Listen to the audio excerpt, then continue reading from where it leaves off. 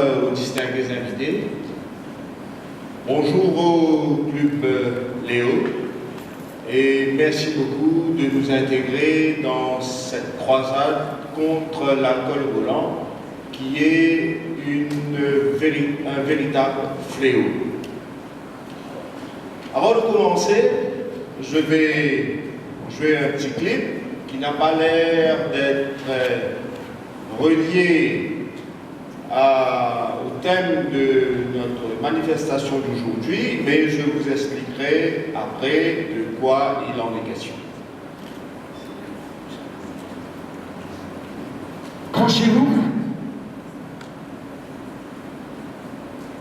Branchez-vous. Décollage imminent.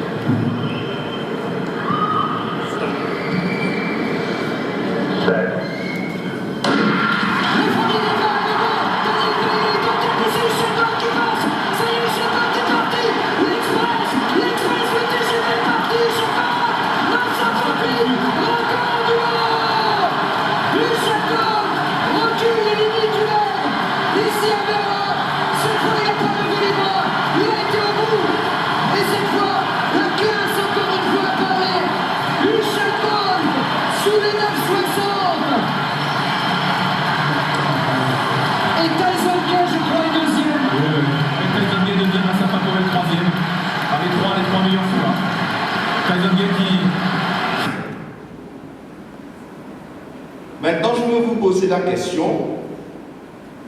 Vous avez vu ce TGV de Usain Bolt. Qu'est-ce qui se passerait si, au cours de sa course, vous traversez devant lui, par mégarde? Est-ce que quelqu'un pourrait me répondre de ce qui lui adviendrait si il traversait devant Usain Bolt lors de sa course? Réduit en miettes. Et pourtant, chers amis, Usain Bolt est fait de chair et d'os, qui n'est pas aussi dur, aussi solide qu'une voiture, et Usain Bolt ne court qu'à 37 km/h. Imaginez le dégât que pourrait causer une voiture faite de fer lancée à 80 km/h. Je vous laisse à vos sombres imaginations qui sont tout à fait justifiées. Ceci pour vous dire que pour contrôler un véhicule motorisé, il faut qu'on soit en possession de toutes ses facultés. Il est tout à fait normal qu'on soit en possession de toutes ses facultés, comme Usain Bolt a été entraîné pour courir dans le couloir, etc. Mais est-ce que Usain Bolt pourrait soutenir cette course s'il avait bu une bouteille de whisky quelques heures avant? Certainement pas. Il aurait titubé, il aurait dérangé toute la course. L'alcool est une substance qui altère nos facultés, qui affecte notre cerveau, qui altère notre capacité de jugement, qui altère notre capacité de prendre de bonnes décisions, qui altère notre capacité de réagir par rapport aux imprévus. Et de ce fait, l'alcool volant devrait être proscrit. Certains viendront vous parler d'une limite à respecter qui est légalement de 50 mg par 100 ml de sang, mais je suis sûr que les responsables, ceux qui sont assez responsables, seront d'accord avec moi qu'il faut absolument proscrire et que lorsque l'on prend un volant d'un véhicule aussi puissant, on devrait être en possession de ses facultés et qu'il ne devrait avoir ne serait-ce un microgramme d'alcool dans le sang. L'alcool est non seulement un aussi un problème au guidon. Motocyclette, bicyclette, et c'est aussi une menace pour les piétons. Vous savez que 30% des piétons qui sont décédés sur nos routes, et bien lorsqu'on a fait un post-mortem, on a trouvé qu'ils avaient un pourcentage d'alcool qui était assez élevé dans leur sang. Il est tout à fait normal parce que quelqu'un qui a bu, il ne possède pas ses facultés, il va traverser devant un véhicule. Il n'est pas conscient du danger qui le guette. Tout ça pour vous dire que nous pouvons éviter, nous pouvons nous amuser, comme a dit l'honorable Coupin, l'alcool n'est pas une condition sine qua non pour être heureux. Donc, en cette période de festivité, qui est tout à fait une période vulnérable, on peut s'amuser sans boire. Mais lorsqu'on boit, on ne prend pas le volant. Alors, pour ceux qui ne boivent pas, pour les intégrer dans les fêtes, eh bien, on va préparer quelques cocktails sans alcool pour eux et on va quand même les valoriser pour leur sens de la responsabilité. Il y a aussi la responsabilité de ceux qui reçoivent. Très souvent, ceux qui reçoivent pour faire plaisir, alors il y a comme une mentalité à Maurice, et il faut absolument boire pour démontrer qu'on a été bien reçu ou que la personne qui reçoit doit voir quelqu'un sortir de chez lui en rampant pour avoir le sentiment que cette personne-là a été bien reçue. Et c'est une mentalité qui est tout à fait erronée et absolument irresponsable. Et il y a aussi la responsabilité de celui qui reçoit de s'assurer qu'il ne provoque pas, il n'est pas à l'origine d'une tragédie lorsque la personne quitte sa maison. Mon ami Robin Abaya, qui aura l'occasion de vous expliquer un peu les implications légales de l'alcool volant, sera d'accord qu'en Amérique, par exemple, ils ont ce qu'ils appellent un post liability, que la personne qui reçoit risque d'être poursuivie si toutefois une tragédie suit le fait qu'il ait bu en sa présence. Et cela pour vous dire, mes amis, et avant que je termine et que je passe la parole à Robin, qui va vous expliquer un peu les implications légales de l'alcool volant, parce que la société a fait que c'est une menace tellement importante qu'il y a un arsenal légal pour dissuader les personnes à boire et conduire. Donc il va vous expliquer tout ça. Mais auparavant, je vais vous jouer un petit clip de 30 secondes et que l'association a conçu pour combattre l'alcool volant et qui est passé sur les ondes radio, qui va passer encore une fois dans quelques jours. Et je profite de l'occasion pour vous inviter à une manifestation de l'association qui fait maintenant qui est devenue une tradition. C'est l'enterrement de l'alcool volant que nous organisons et qui aura lieu le 19 novembre, un samedi, et je vous remercie d'avance de votre présence. I will keep you posted as concerns the venue and time. Alors, avant de passer la parole à Robin. Décembre, là, décembre. Décembre, excusez-moi, je me suis trompé de date, je voyage un peu dans le temps. Et ne vous inquiétez pas, je n'ai pas bu avant de venir. Et on va jouer un clip de 30 secondes et ensuite c'est Robin qui est avocat, vice-président de notre association et qui va vous faire un survol des implications légales de l'alcool volant. Je vous remercie de votre attention, mesdames et messieurs, et je vous félicite encore une fois pour l'organisation de cette manifestation qui est tout à fait louable et qui protège la vie chez nous. Merci.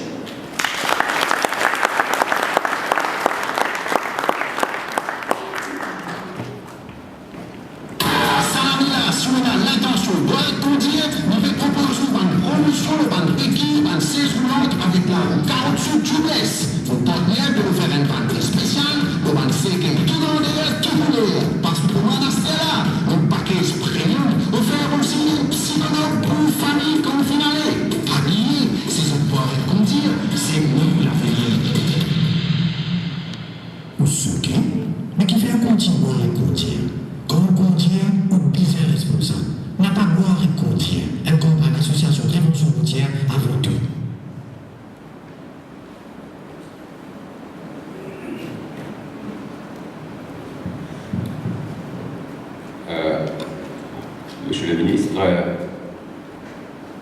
immediate past gouverneur, président et membres et distingués invités, bonjour.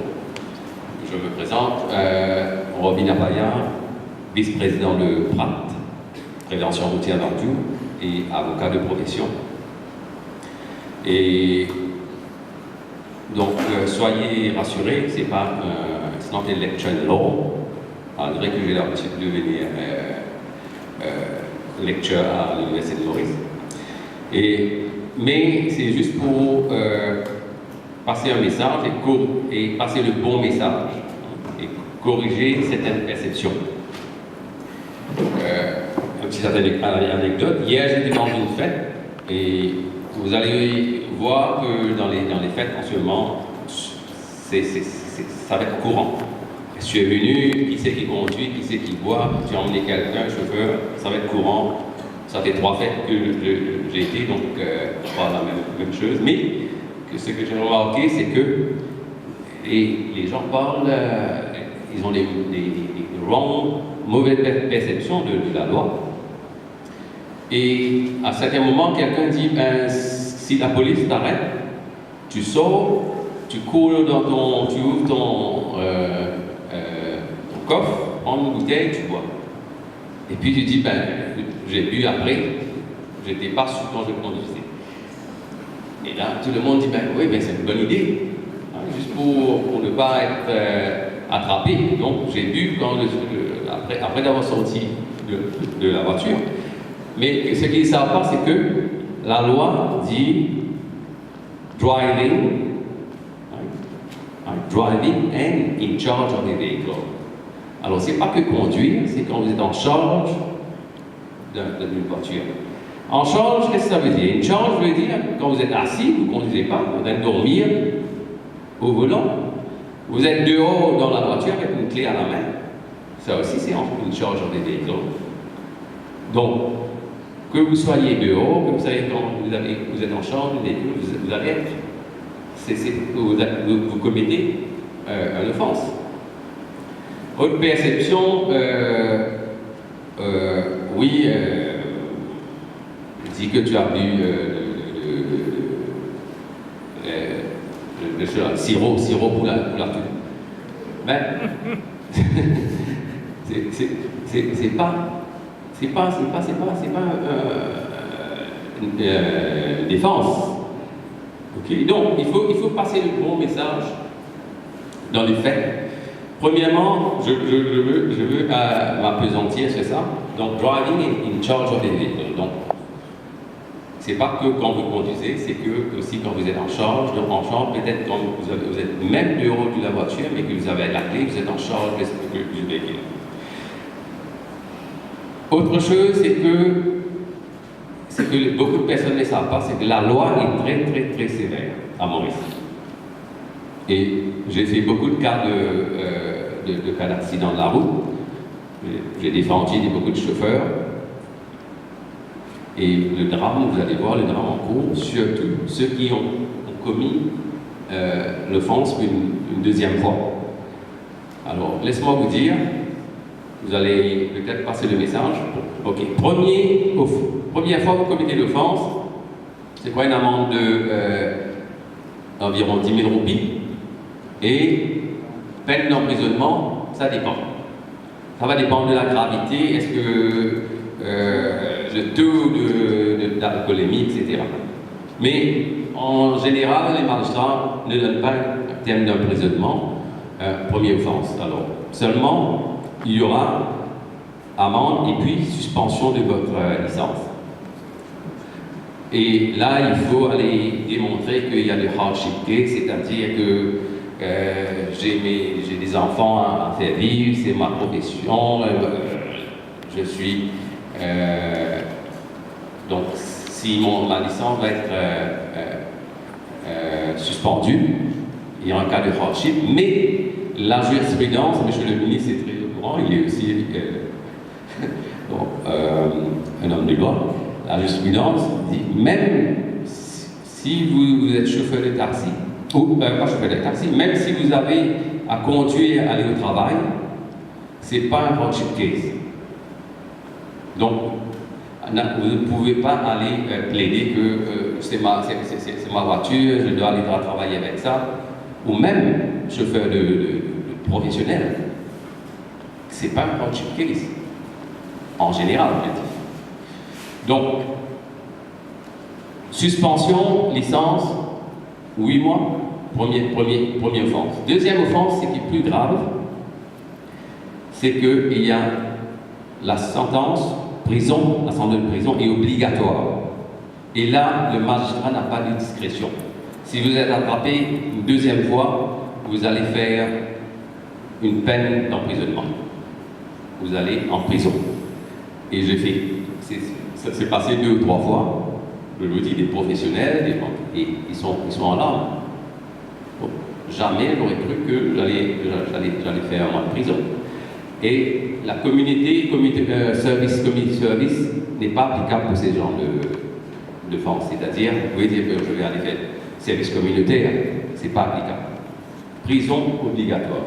Alors, ça, c'est un message qu'il faut passer à tout le monde.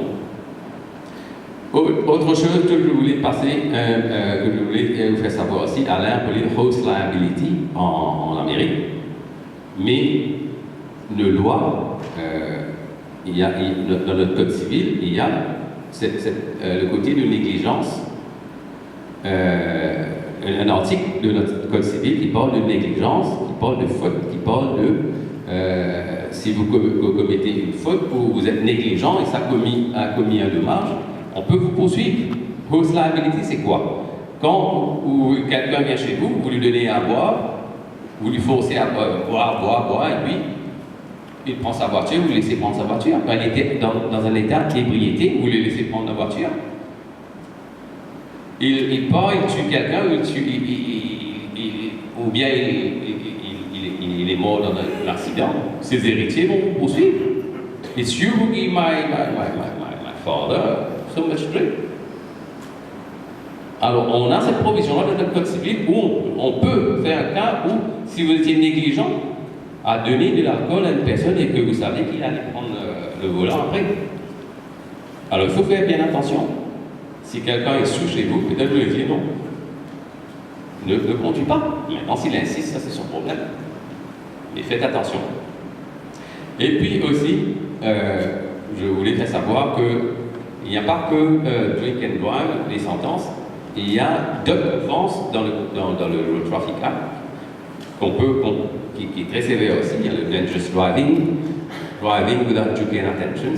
Alors, toutes ces offenses-là, il y a des termes d'emprisonnement qui sont attachés. Je vous dis, la loi est très sévère, Maurice. Mais les magistrats, Maurice, quelquefois, ils sont assez compréhensifs. Ils connaissent un peu notre société. Mais de plus en plus, la mentalité change. Les magistrats commencent à être de plus en plus sévères parce que demain, on ne voit pas grande différence en terroriste qui rentre, qui tue, et une personne qui prend sa voiture, qui tue quelqu'un. Alors, et la loi, ça peut-être petit à petit, ça va devenir quelque chose de peut-être. Et d'ailleurs, il y a déjà dans notre code pénal de homicide involontaire. Vous pouvez tuer quelqu'un alors sans intention de tuer. Alors ça aussi c'est très très grave. Donc mon message c'est que pendant les fêtes de fin d'année, donc essayez de passer le bon message. N'essayez pas d'inventer des trucs. Bon, mettre un peu d'antifrice, bon, sirop, là, tout. Donc ça ne va pas passer. Et puis autre chose, si vous refusez à donner votre spécimen de breath et urine, alors la sentence, il y a dans la loi qu'il y a un prima facie, c'est-à-dire c'est promising evidence que vous étiez déjà sous. Que vous refusez ou pas donc. Alors c'est à vous de venir prouver maintenant que non, ben, c'était impossible, je n'étais pas sous l'influence de l'alcool. Alors, même si vous refusez, les sentences sont pareilles. Pareil. Donc, emprisonnement, disqualification, suspension de licence, etc. Donc, pas besoin de faire de malin, de dire non, je vais refuser. Donc le plus important, c'est de ne pas boire et conduire. Donc je vais m'arrêter là et merci beaucoup pour votre attention et je vous souhaite plein de courage et d'ailleurs c'est très on fait le même, on est dans le même, aujourd'hui on est dans le même combat, mais nous et on attend aussi un petit, si jamais vous voulez aussi nous donner un coup de main pour l'enterrement de volants et un bouteille d'alcool qu'on va enterrer le 19 décembre. Merci beaucoup et à bientôt.